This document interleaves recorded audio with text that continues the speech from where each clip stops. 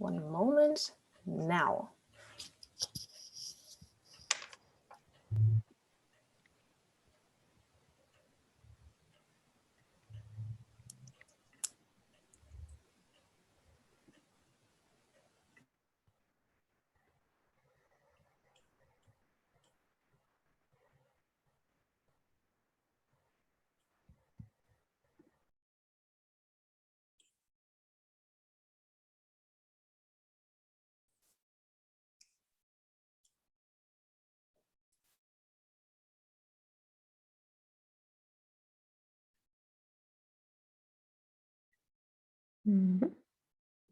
Some people are still joining. So we wait a couple of more, half a minute maybe, and then I will start kicking everything off.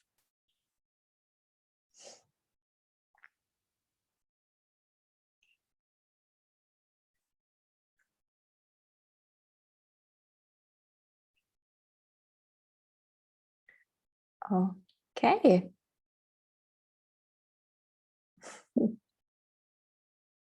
Good. I say we just start. So, hey, and welcome to the next chapter within our Dept Performance Week. I am very happy to present our next session today, where we are going to discuss and observe performance marketing from a marketplace perspective. My name is Lara Müller. I am Operations Director at Factor A, part of Dept, where we are specialized on the Amazon marketplace. And although myself, I am specialized in Amazon SEO, performance marketing has always played quite a big role in our daily business. And it was so far already really interesting watching the topic grow. So I am very convinced that we have a very exciting topic for today's session, as we are going to deep dive into marketplaces versus brand, into in-housing versus outsourcing. We're going to talk about resources versus automation and personalized advertising. But not only do we have a very interesting topic, but we also have exactly the right guests to get insights from. So I am very happy to welcome Alexandra from Just Eat Takeaway. We have Vincent from Dayrize and Niels from Dept to join us today. And let's start our session with a quick introduction round, where I would ask you to answer first, who are you and what are you doing within your company? And also, what does performance marketing mean for you in your professional context? Alexandra, let's start with you. Yeah, hi everybody. My name is Alexandra Carr. I'm global head of search engine advertising at Just Eat Takeaway. Already a very long name. What we do is we are a online food ordering platform in Germany known as the brand Lieferando. My personal role is that I'm heading up all paid search advertising in our company, and have been focused in the last 8.5 years that I'm in the company on all things paid online, performance marketing, however you want to call it. And for me, it plays a very big role in my job because actually in the last 8 years since I'm in the company, it has shown that performance marketing has been a big contributor to the growth of the business that we've seen, together with other important elements. But performance marketing is and was a big lever to our growth, and I'm very excited also to talk today about the things that we see coming for the future, and happy to be in that round here to talk about it. Very glad to have you. Thank you. Vincent, let's pass it over to you. Sure. Hi there. My name is Vincent Hofftein. I'm the CEO and co-founder of Dayrize. Dayrize is a new marketplace for sustainable products, where we use technology to enable users to compare and see how sustainable each and every product truly is, which is a first. Performance marketing, for us, it's an accelerator for growth and retention through optimizing our marketing execution. I think the word performance says it all. It's about measuring the success through performance and results. The truth is in the data and not in the gut, so to speak. But as an early bird in this for this audience, we're pre-revenue. We've just launched in beta version and going for a big bang launch later on this year. So we're very excited to make sure the building blocks are in place, getting the basics right, to be able that once the data starts streaming in, we can actually optimize the performance. Okay, thank you for sharing. Niels, you're next. Yeah, my name is Niels. I'm managing director of Factor A, which is also part of Dept. Yeah, my link to performance marketing is actually that 5 years ago we actually went on Amazon. The PPC campaign started, so actually kind of they copied Google to run their own advertisement on Amazon, but also with their own DSP, so programmatic solution that we just jumped on it. So we're right now managing over a little bit over $1 billion in turnover on Amazon just with advertisement. So that's my link. Nice, thank you. Again, very happy to have you all in this round today. And I'd say before we deep dive into our topic, let's start with including our audience today. I will quickly share a poll survey that we created to just get your mood and interest into that topic, right? And to make sure that we be able to get also within get into the topics that you are interested in. So I'm just going to start our survey now. You all should be able to answer now. And the question that we are interested in is, what is the most important performance marketing topic you want to tackle within the next 12 months? So go ahead and vote so that we can make sure our experts get in line with your topics. And actually, we discussed a bit before what our trends would be. So let's see how that turns out. People are still voting. I think I'm the only one seeing the results, and I can say it's quite interesting. Okay. Still some voters. Anyone else who want to vote? Last seconds. Okay. I think we are good to go. And I can share the results now.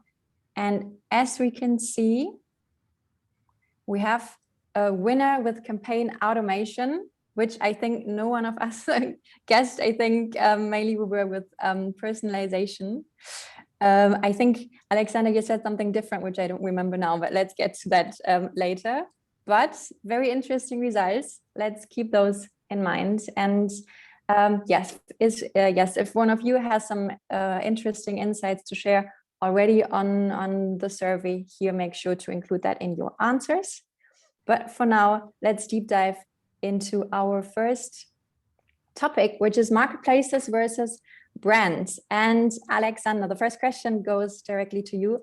I think you have a very interesting combination in your business at Just Eat Takeaway, because on the one hand, you are the brand itself, but on the other hand, you act as a marketplace for many different restaurants that are offering their products.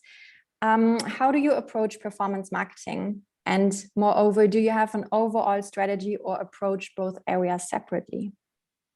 Yeah, thanks for the question. And I'm actually also now happy of the poll result, because I can connect to that answer quite well, although it was not, and indeed not the ones I was expecting.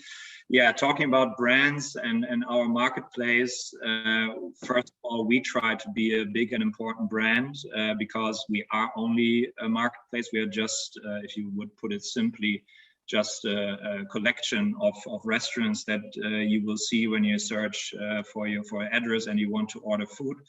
But of course, we also work together with a lot of big brands, like the big chains, burger chains, fast food chains, but also if it's sushi, if it's salads, everything that you have now coming up is very important for us. And so it's basically a mix that we want to make our own brand relevant. We put a big effort on increasing our top of mind brand awareness. That is basically, for the ones that don't know that term, it is basically if I ask you now, if you want to order food, which brand do you use? And if you then name our brand, that's our biggest success in terms of branding, because ordering food is very impulse driven. You don't plan to order food like days or weeks ahead. It's you do it now, you want to order now. That's why our brand is relevant to us. But also we see actually all our restaurants and partners as small single brands, because if you know your favorite sushi, Thai, burger place, you're going to search for it also probably on Google. That means we want to advertise for this search and be there and give you that offer that you can basically order at your favorite place on our platform. And that in connection to campaign automation is very important, because we have thousands and tens of thousands, I think even over 100,000 restaurants on the platform. And nobody wants to create campaigns for these 100,000 restaurants manually. So that's why campaign automation, scaling up, dynamic campaigns, and feed automation. So getting feeds from our backend, from the database, and build the campaigns out of this and do as less as possible manually in that part is very important. So that's the connection for us with that campaign automation already. I have to say, I would definitely answer with first choice Lieferando here in Germany. Unfortunately, especially since lockdown started. Then we did a good job so far. Thanks. Yes, you did. Is there a concrete way that you distinguish between branding and performance in your marketing? Yeah, I think performance, of course, you would say, or many would maybe say that's a separate story, but I think even performance marketing can contribute a lot to brand awareness, right?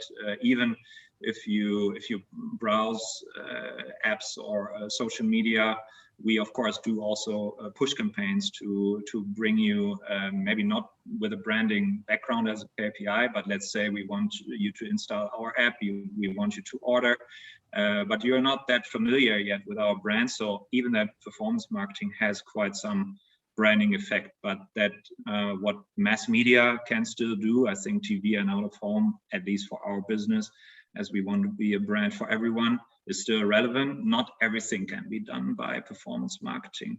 It's all getting more digital, but for now, it's still, well, if you want to build up a brand like ours, even non-performance or non-digital marketing is still very important. Okay, thank you for the answer and for sharing. Vincent, next question goes to you. Compared to what Alexandra just described and Just Eat Takeaway, Dayrize is rather a smaller brand and a lot younger. Where do you see the main differences and where do you set your focus? I like the word younger a lot, thank you. Having listened to Alexandra, I actually don't see a lot of differences. And just to tie into campaign automation, I think the overarching focus for all of us is automation in general, not just campaign automation, but as a marketplace, you know, onboarding automation, speeding up lots of processes. It's an ongoing effort to become faster and more accurate. So I think campaigns obviously fit in there, but it's overall automation that is really a huge unlock for scaling as a marketplace. But looking at the differences that I do foresee is that obviously we need to work a lot harder on our brand because we're not established as a brand yet. So doing TV campaigns is interesting, but I think the timing will be off, plus the budget will be off at this stage. One thing that could be different is perhaps the nature of our resellers. We're reselling products from brands that have brand equity and that have a sustainability story to tell, which they also do on their own D2C channels, which is probably slightly different. And I think there's probably quite a few brands in the audience today. So hello, Dayrize brands, welcome on board. We're approaching our partnerships in a different way, where we want to help and support our partners to improve their sustainability credentials through knowledge sharing. And I might say different, but I'm pretty sure that Alexandra also feeds back interesting data to their partners to help them in establishing automation and improvements. So Yeah, I think the opportunity actually lies in the collaborative way of how we address the marketplace, and the co-marketing initiatives that come as a result. But the bottom line is, we're a marketplace, we're building our own brands, and we have branded partners on our platform. So I don't think the differences are that massive. Mm-hmm.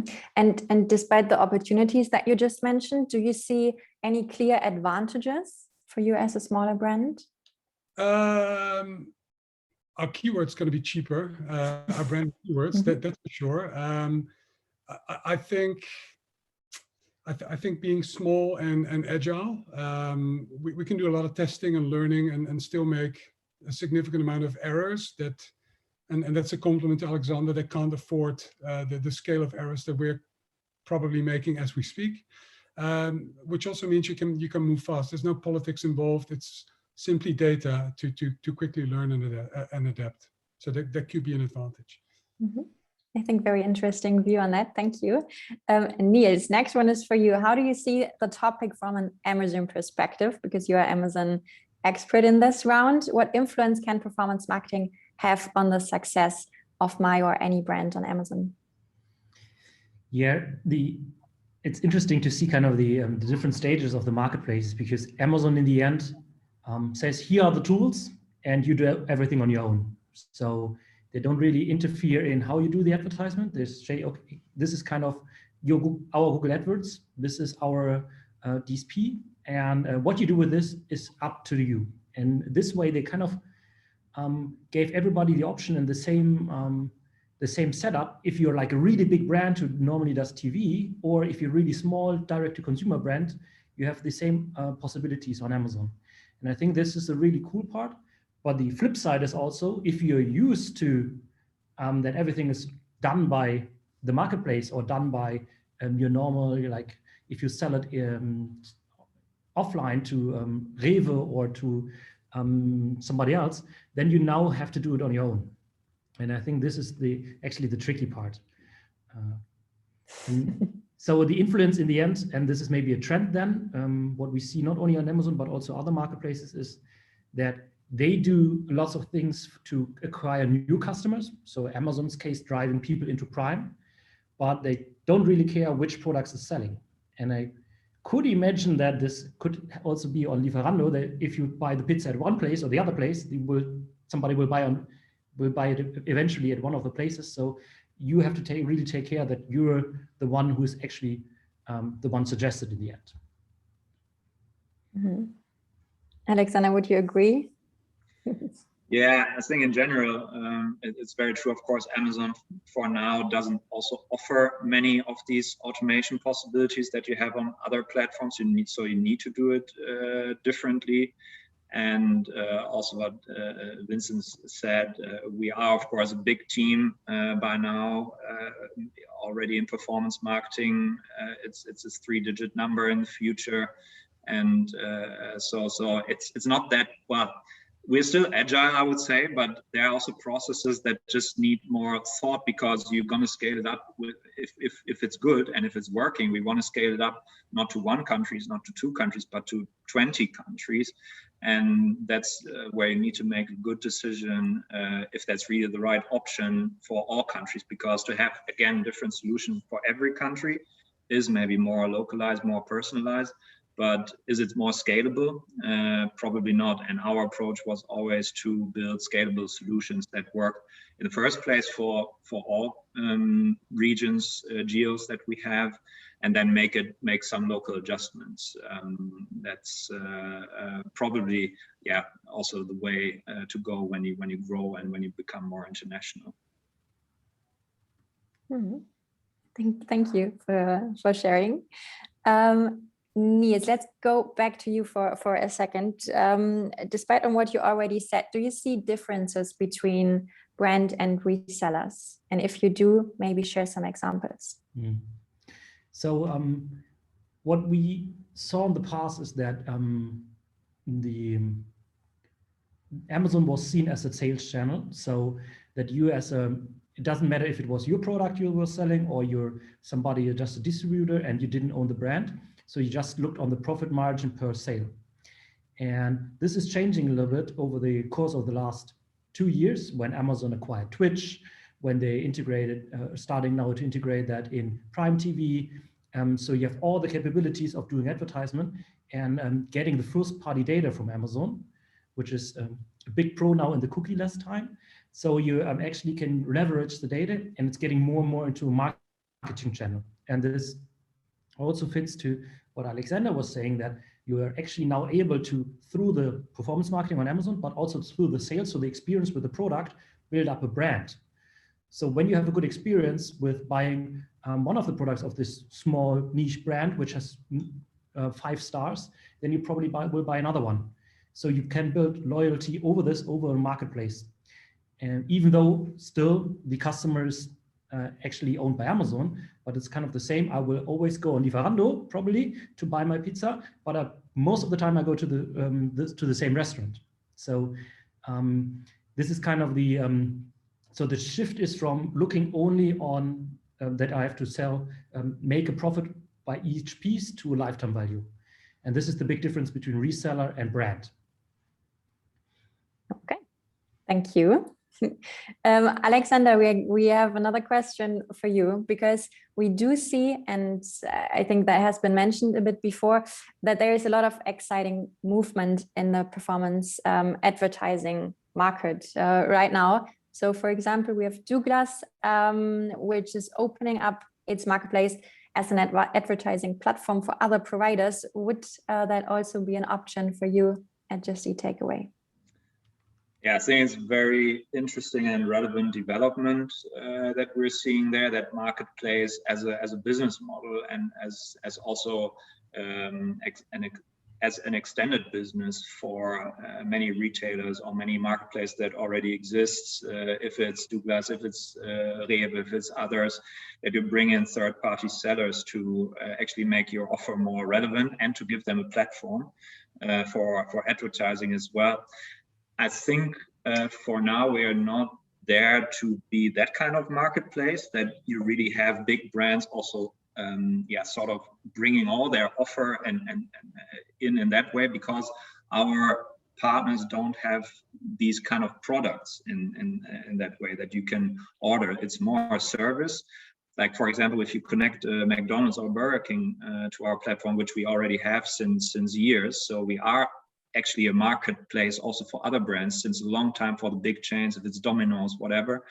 But they sell their products as food via our platform as well. So I think the options to promote it also as a product is a bit limited, but we give them more and more exposure on our platform. They have their own landing pages, chain landing pages.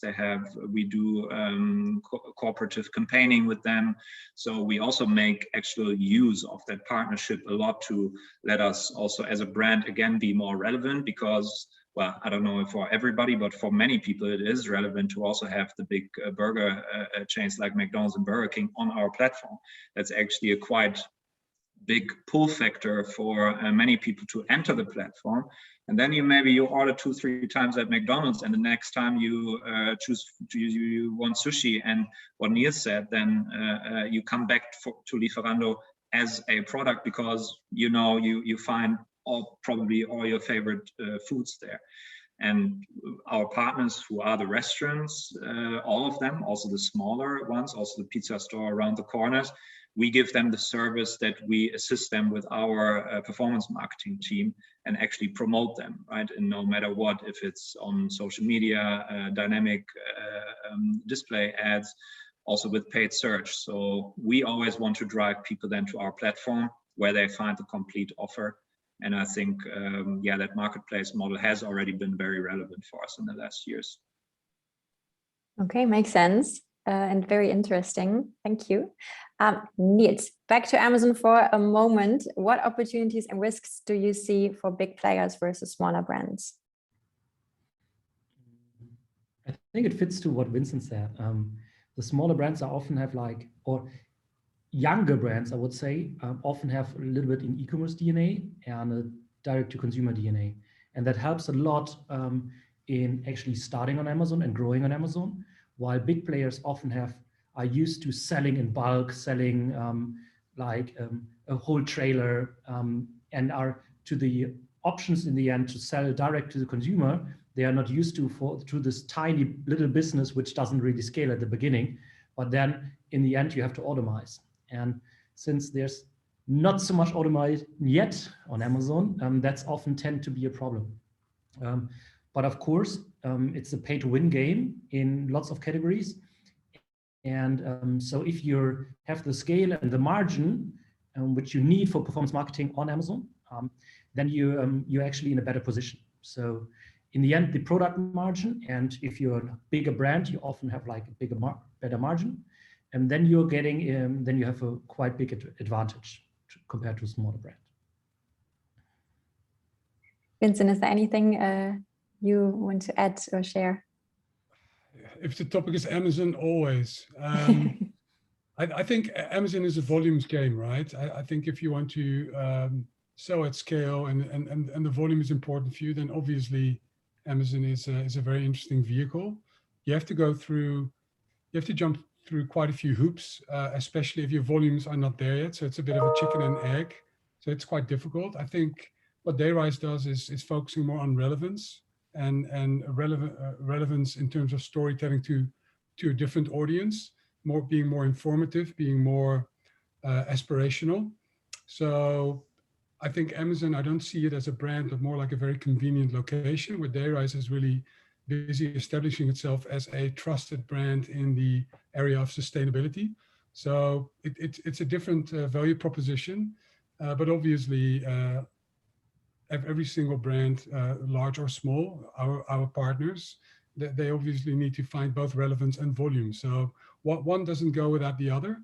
But I think from a marketing angle, look at it from a marketing angle, it's also a luxury problem for Amazon that they don't have to invest too much in that space.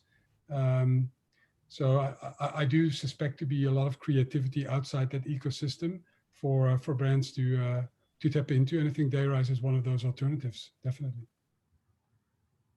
Yeah, and people are looking for alternatives. Awesome. Very cool insights. Thank you for sharing.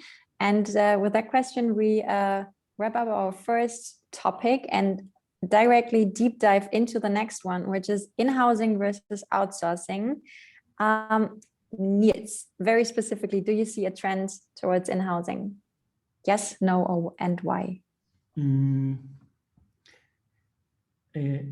I would say I see a trend of in-housing of core roles, especially for established topics, and established, I would say, Google, Facebook, and also what we see in terms of now starting with Amazon. And that's because it's getting their core business and a core channel, which probably won't go away so fast. Whereas actually the opposite is like with new topics, for instance, that would be an Amazon DSP or TikTok, so there are lots of more news channels which you have to tackle in a faster pace. And to do this in-house is actually quite a big problem. To always train the person that they're really excited again about the next topic, and that they now know, okay, I just learned Snapchat and now I have to learn TikTok. So it's like really, there I see the opposite trend. So, and also strategic wise, so that the in-house operations, because with automation you can do it, but strategic wise, how can I actually leverage each of these different building blocks that you get again the external support, which would never happened in the past. Mm-hmm. Let's open the round to that opinion. Alexandra and Vincent, do you have opinions to share? Yeah, I think I can very much agree with what Niels said. With background from our setup, we have been and we are very strongly in-house team. So I think hardly anything is structurally outsourced when you look at the executional part.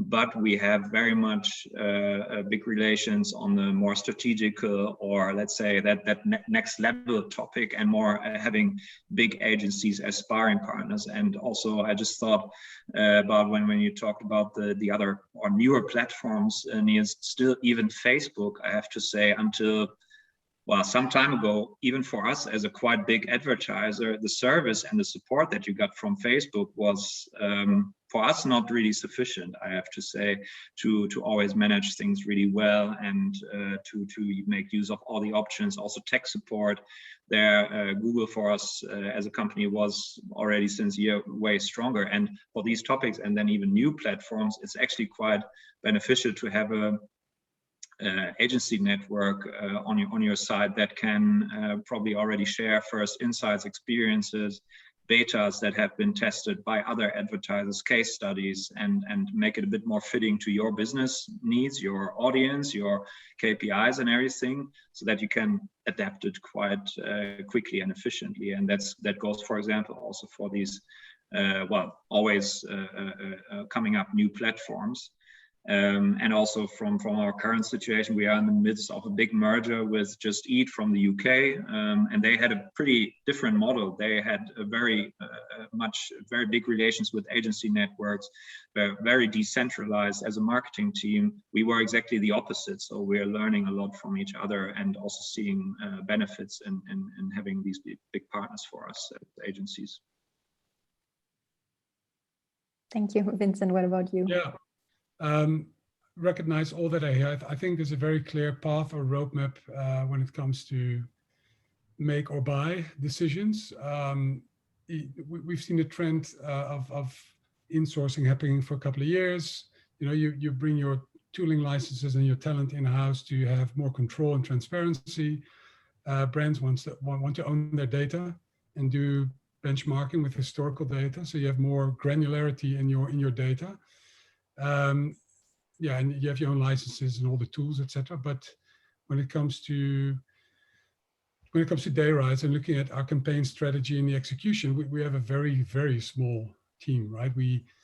I think where you go through triple digits, we are low in the single digits, which is already a large team given the stage where we are at. So we need to collaborate with agencies, especially in the beginning. However, it's going to be a hybrid model moving forward, right? We want to create specialist functions in our team in-house, and then you collaborate with agencies for the execution and optimization. And then when new channels, to the point of TikTok and even Facebook, that is obviously ever changing, you need agency specialism to help you get to a certain level of comfort where the data is accurate enough, and then you start bringing it in-house, and then I'm sure something new will pops up where the agency will help you with. Plus, it's also nice that when your campaigns are overflowing successfully, that you can always fall back on getting some help on the execution side from the agency. So I think it's a very clear path towards wanting to bring things in-house to get more control, but the ever reliance of handing over that expertise from agencies and always have that fallback mechanism for them to help you out. Mm-hmm. Except from what you already mentioned, Vincent, are there further steps that you're already planning to get more in-house?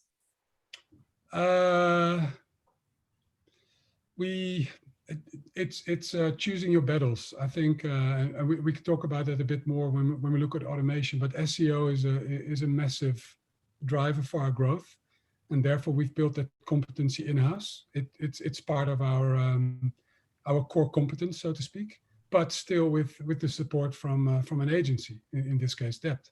So we're not assuming that we know best, because we don't have the skill and the teams to focus on specific quality skill sets. So we've made a choice and a bet to go for organic growth, and therefore we've built that core competency, and the rest is like a cherry on top. It's assisting in building that organic machine over time. Yeah, obviously you want to have your true performance, your paid performance in-house as well. And there's like what I said in the roadmap, there's a tipping point, whether it's, you know, how much budget do you spend on paid performance versus what is the cost of bringing that resource in-house. It's like a timing effect, but over time, I'm a strong believer in building your core competencies in-house. Thank you for sharing. And again to you, Alexander, you already explained that you are very deep for some topics in housing already. if you could go back in time and do it all over again, would you choose exactly the same approach? And are there any learnings that you can share with us? Yeah, I think I like that example of Vincent with the SEO part, because that was also something I thought about as a very long-term topic and case and ongoing. And right, you cannot say, okay, let's do SEO and let's be good on SEO, and tomorrow you do it with paid advertising and having the right partner. You can potentially do that if you have the right creatives and everything. So I totally agree. Looking back, I would do most of it the same way, because I also like it that you have the ability to build up talent and to build up people that really know your business a lot. I have also people in my team who are there 5, 6, 7 years from the times where the business was much smaller, and we had totally different challenges there. So, and they grew with the business, and now they give their knowledge back to their specialists in the team and so on. So for identification with the company, with the brand, and having that really operational excellence and also availability of people, well, I think with the agency model, if you have dedicated account managers and a whole team behind that, if you are a big advertiser, you get a lot of support, of course, as well. But I think some of it has definitely advantages if you can just walk over in the office in regular times at least, and talk to each other, and also again connect very easily with other departments. Right? We are not with performance marketing. We are not isolated. You want to connect with your BI team, with your brand marketing team, with probably sales, and there I think sometimes you see the limitations of what an agency can do in terms of involvement in the rest of the organization, being even a bigger company. But as said, I think for our model probably could have also worked otherwise with a bigger agency focus, but seeing where we are now and that team that we have, I think that focus was beneficial for us. Makes sense. Thank you for sharing. And apart from our experts' opinion, we are again very interested in what our audience thinks about that topic. So I'm going to share our next poll survey with you, where we are just about to ask if how you are handling performance marketing, if you're doing it in-house or outsourcing it already. I'm going to share right now, and feel free to start voting for your choice.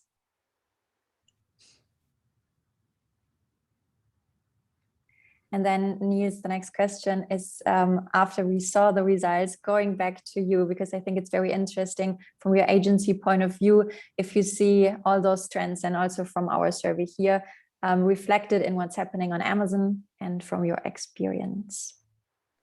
But people are still voting, so let's wait some more seconds.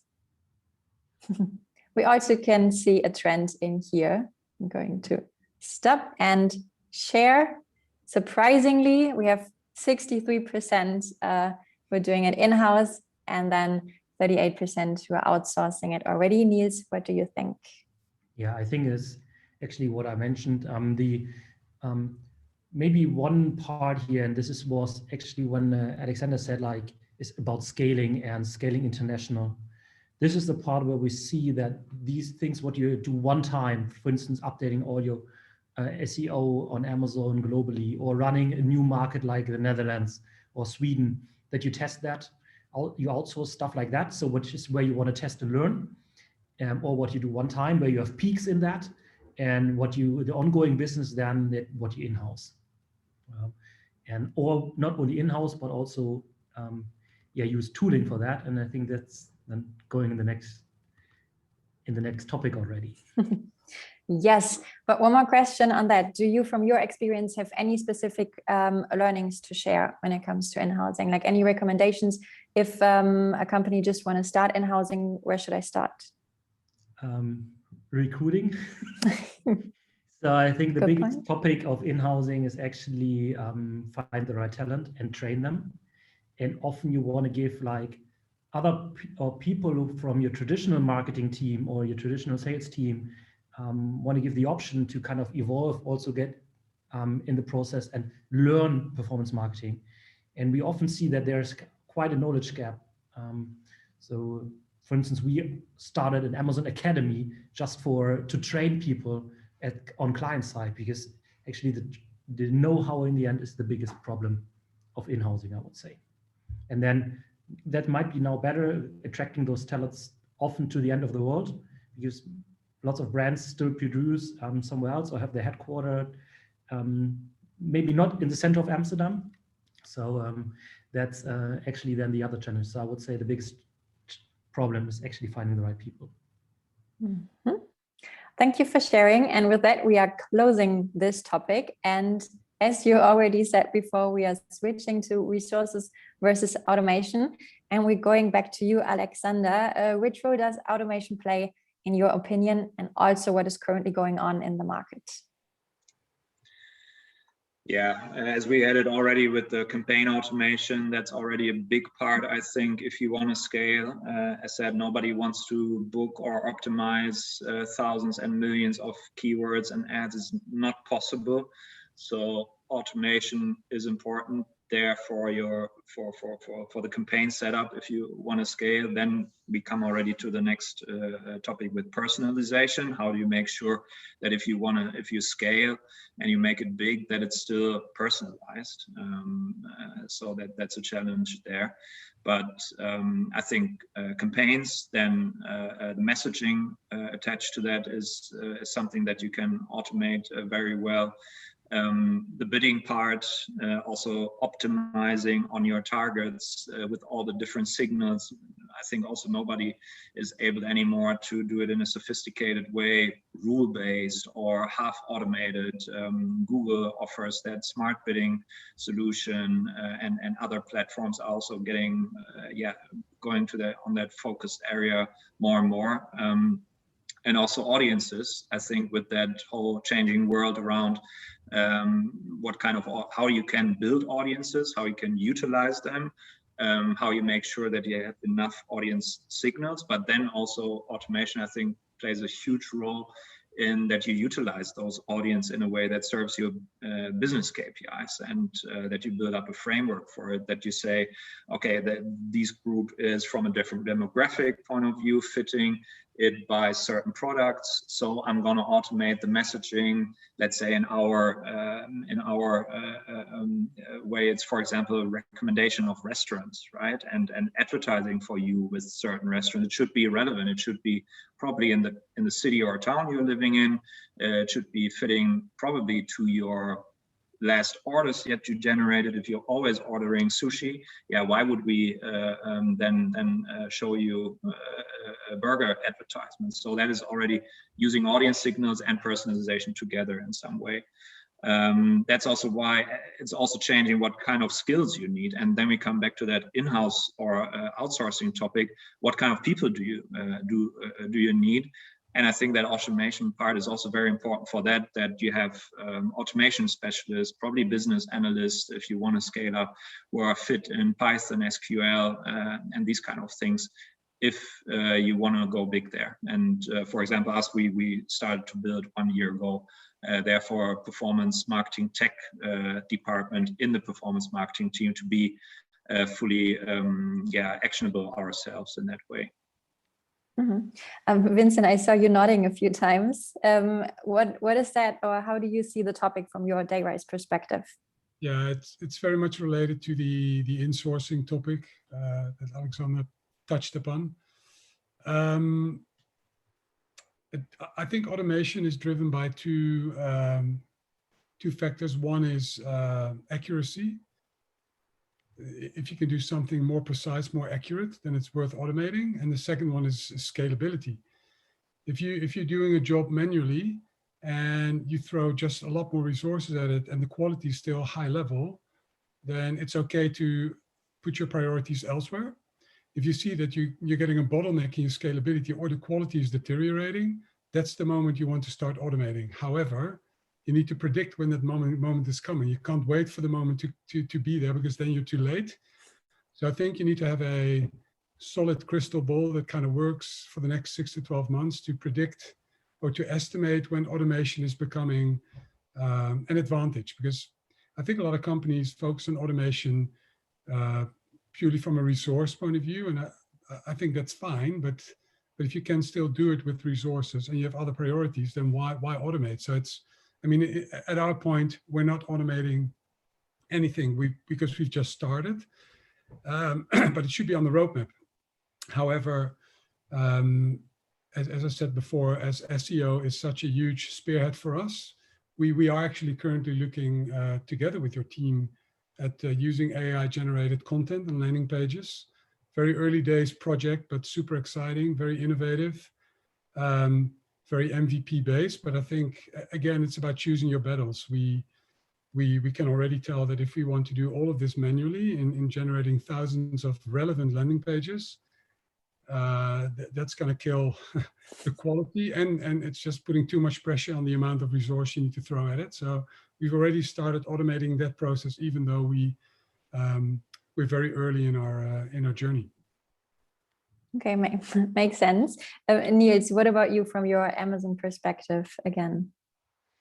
Yeah, I smile a little bit when you said like AI, build up AI translations and landing pages. Amazon tries to do that when they go in a new market, and it's always kind of shitty right now. So they actually, clients call us saying, yeah, AI is nice in that point, but please do it right, because we have a branding to lose. So I would say the biggest, or it's behind that buzzword, what a lot of people miss out is that you need the right signals. So the biggest topic right now there, what we see in the market, is actually getting the right data first. And so having the right data points.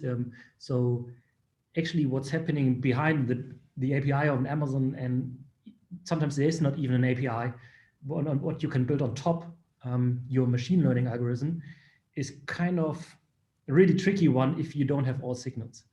And then it's quite easily can happen that you run in the wrong direction and you don't even know why. Because there was just a data drop, because 2 days there was no, you had no sales, or the sales were came 2 days later in, and we thought, oh, the campaign was really nice. But what actually happened was that there was just a delay, or there was a price difference, so because the price dropped. So I think this is a really tricky part still to measure that. And when you see what Google is doing with the smart bidding, you see that it took them 15 years to get there.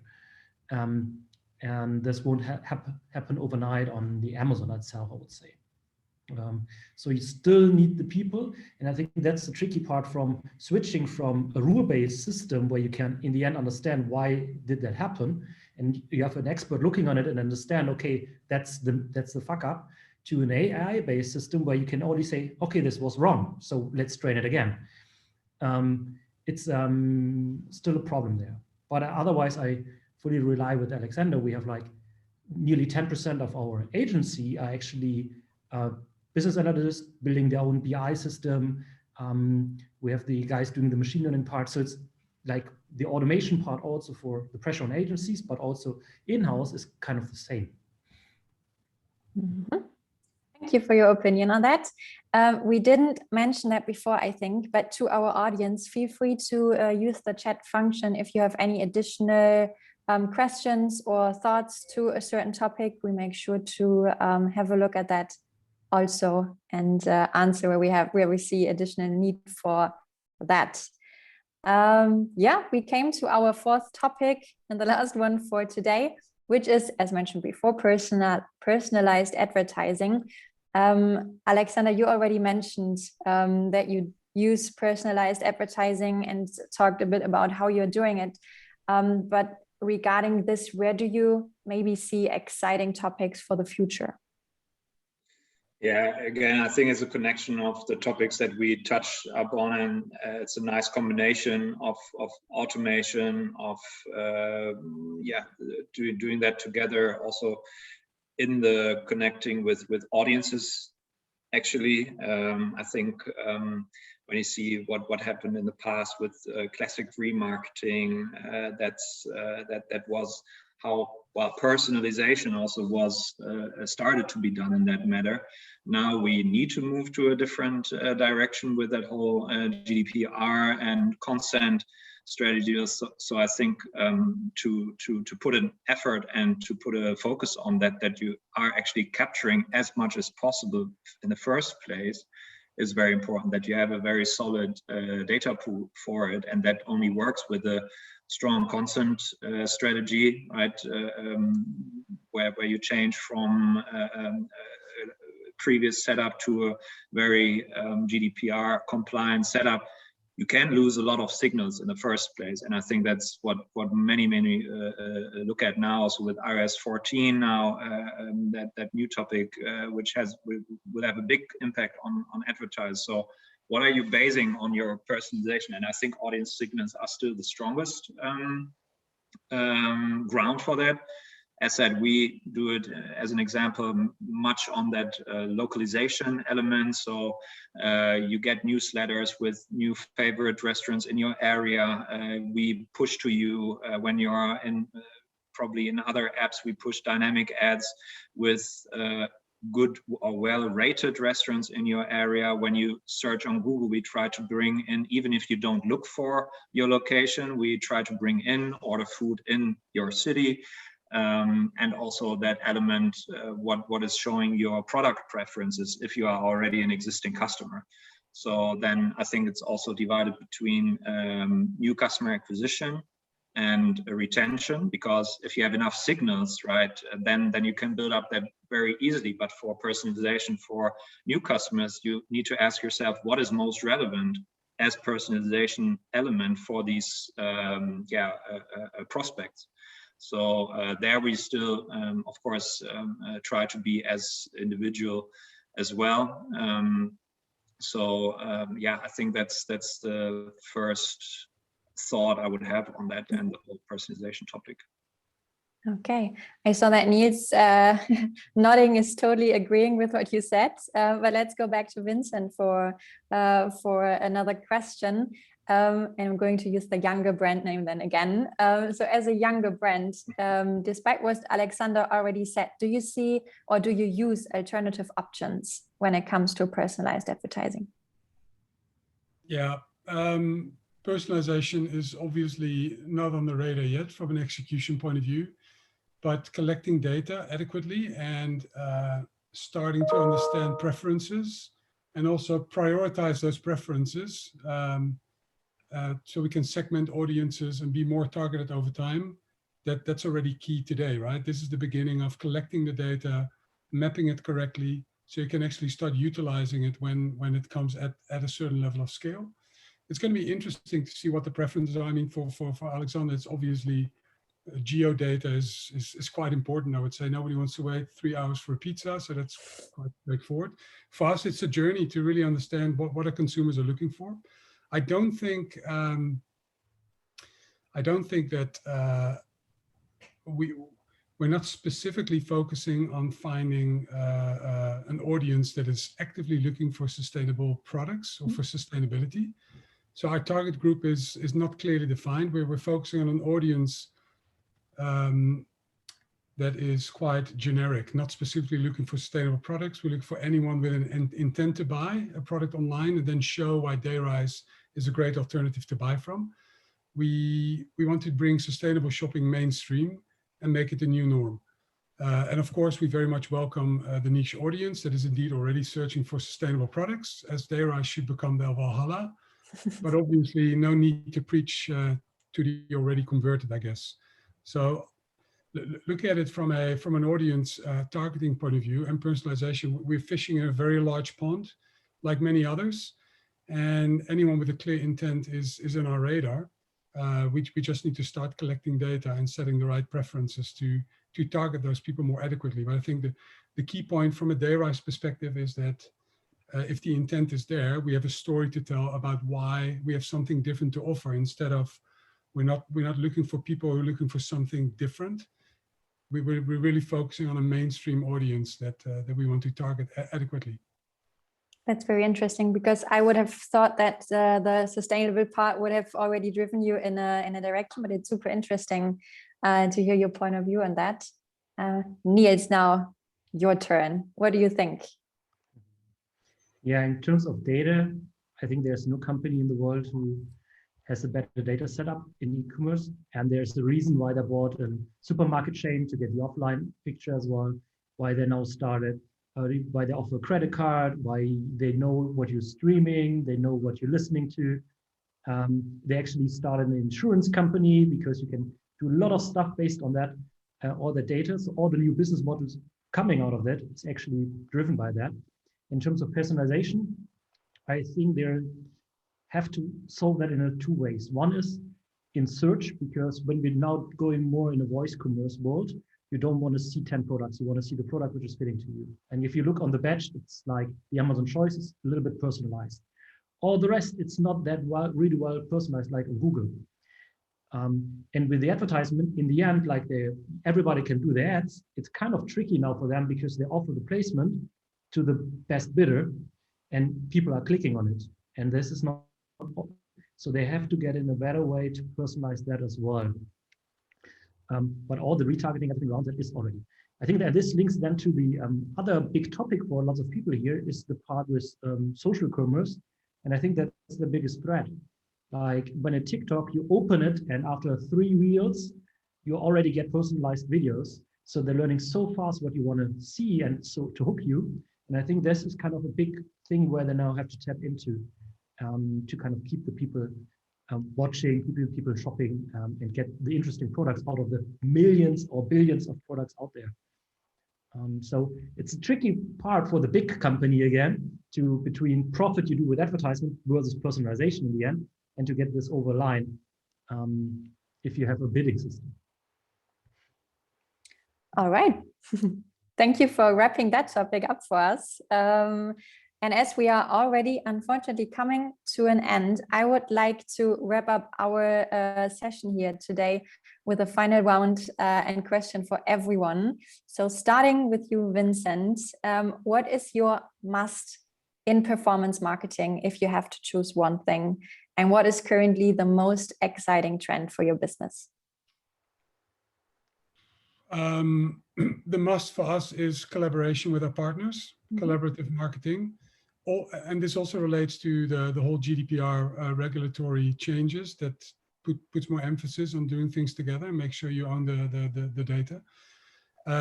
But together with our partners, we need to promote and advertise their fantastic sustainable products in lots of different ways, which also means you need to agree on what your bidding strategy is when it comes to search engines and have certain preferences set up properly.